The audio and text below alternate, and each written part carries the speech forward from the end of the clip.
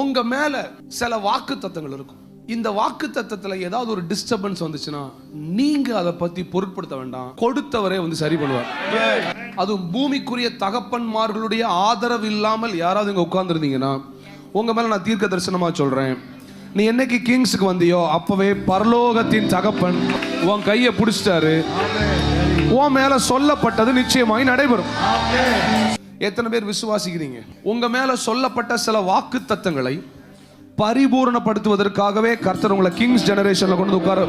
சிலர் மேல நான் தீர்க்க தரிசனமாய் சொல்கிறேன், 2024 என்கேதி ஏல் ஈரை ஆண்டு ஜனவரி மாசத்துல இருந்து ஜூன் மாசம் வரைக்கும் எதுக்கெல்லாம் நீ ஆமேன்னு சொல்றியோ அதெல்லாம் ஜூலை மாசத்துல இருந்து டிசம்பர் மாசத்துக்குள்ள உன் வாழ்க்கையில வெளிப்பட்டு வரணும்.